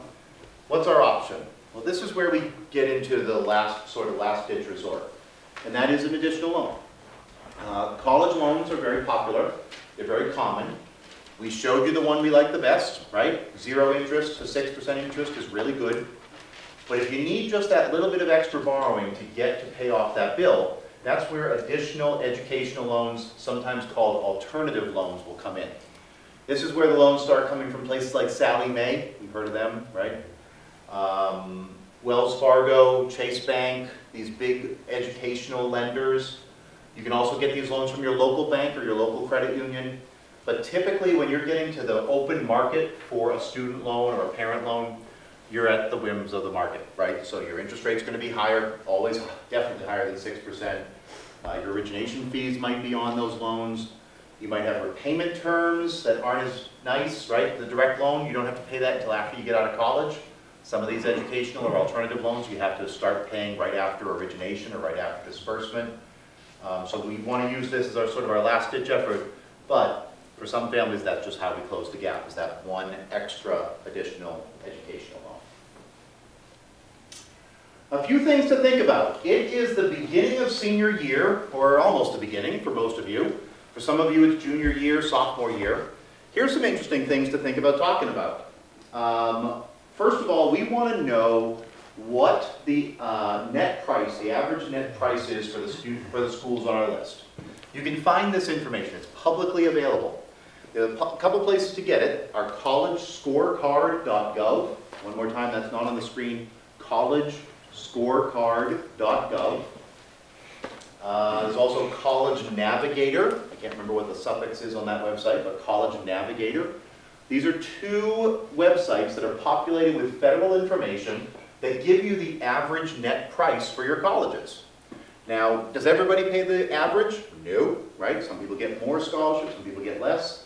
But knowing the average net price of your school gives you bargaining power. Right? In a minute, we're going to talk about bargaining with your college. Can I ask for more? Basically, the answer is going to be yes.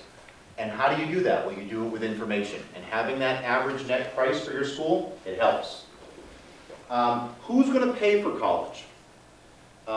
In your family, if it is normal to talk about money, if it's normal to openly talk about how much mom and dad have in savings or how much mom makes at her job, if it's normal to talk about those things, you've probably already covered bullet 2 at home. If it's not normal, you might not have talked about this yet. And it might not be comfortable to talk about it in your family. But I promise you, this very uncomfortable conversation about who is going to pay for college and how much can we afford for college is an uncomfortable conversation in the fall of senior year. And it is a heartbreaking relationship-ending conversation in the spring. Because in the spring, your student has fallen in love with the college, they've bought the sweatshirt, God forbid they have told their friends already where they're going to school, and then you're going to come in and say, I can't afford it, right? So for the families that don't talk about money, and I grew up in one of those families, if you don't talk about money, you don't have to, but MIFA generally suggests that that conversation now, as awkward and uncomfortable, do it in the car, we don't have to look at them, they don't have to look at you, right? But get the conversation out in the fall, so that in the spring, when the financial aid offer doesn't come in, and that dream school, Holy Cross, I got into Holy Cross, and they offered me $3,000 in financial aid, right? You're not going to go to Holy Cross, right? So that conversation might be now. Think about how many kids are in the family. This is pretty obvious for most folks. If I've got one in school, I only have to make a financial plan for one. If you've got 3, God bless you, I've got 3. Think about how much over the time folks are going to borrow. Is the student going to borrow? Is the parent going to borrow? Is that a foregone conclusion in your family, or have you talked about that? And then last but not least, a few things to think about. Community college. So I have worked in the Southeast, and I have worked in the Northeast. And I will tell you, because I was born in the Northeast, I grew up here, I spent most of my life here, We are snobs, right? We think private education is better than public education. And from here to New Jersey is the only place in the country that thinks that way. So if your neighbors think that private is better than public, try moving to the West Coast or the Southeast, because it's totally different. In other parts of the country, the idea of attending a private college is absurd.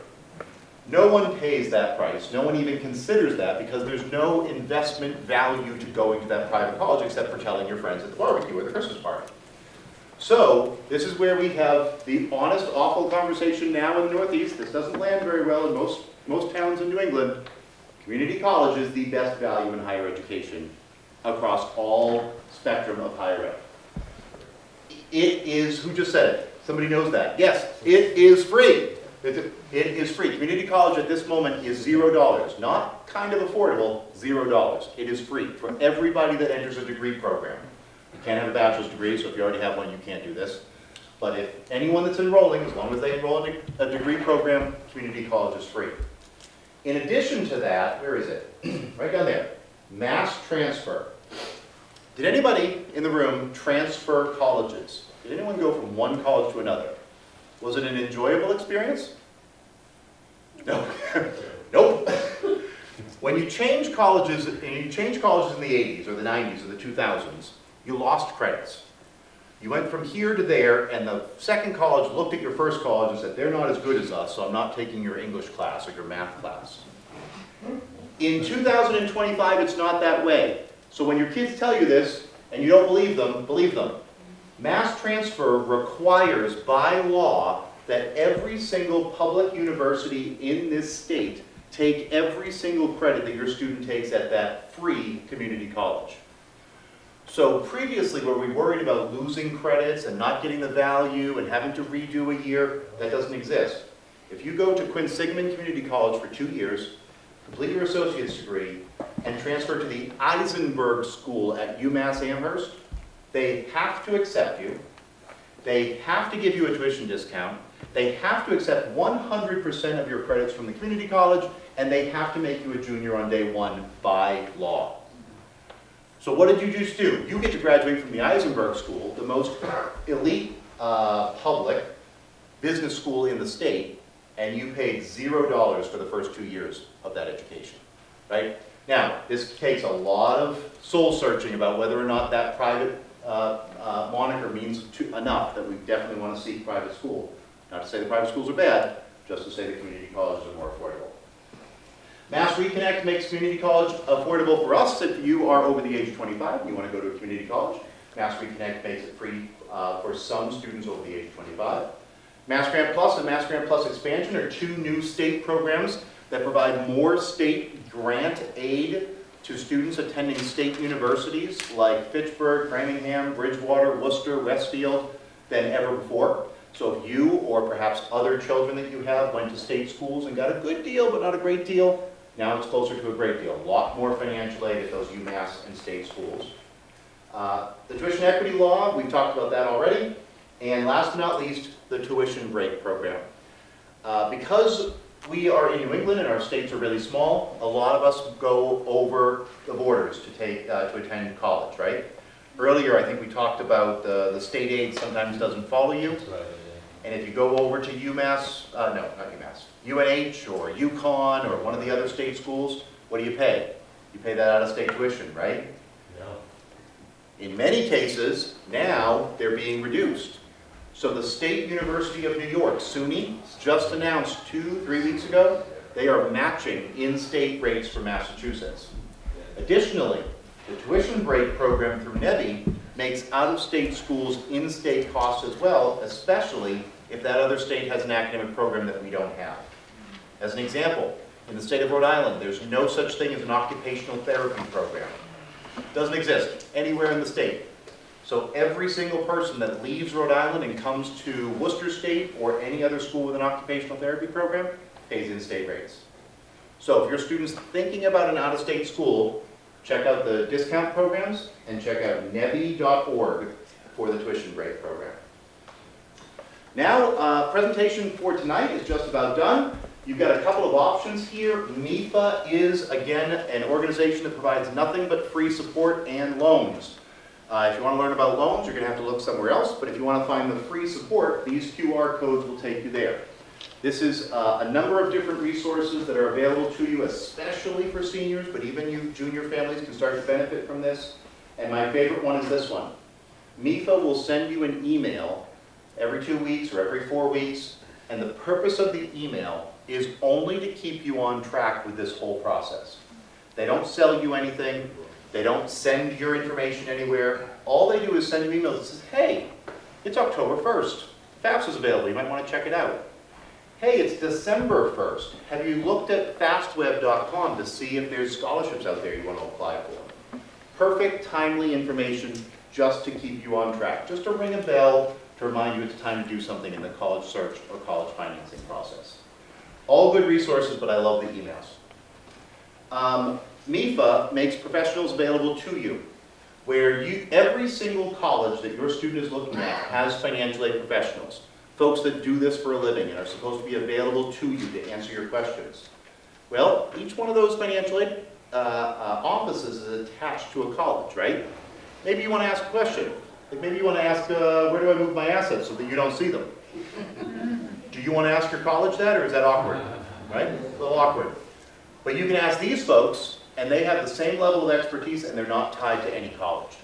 So if after tonight, you've got a question that pops up, you want to make sure your question's answered, and it's answered right by a professional, you can call these folks, you can email these folks.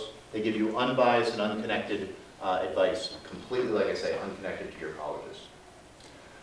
That's the end of our presentation for tonight, folks. Myself and Miss Angie will be here for a few minutes, so if you do have questions, please come up and see us. Otherwise, I hope you got something out of tonight. Thank you so much. Have a wonderful evening, and enjoy Monday Night Football. Thank you.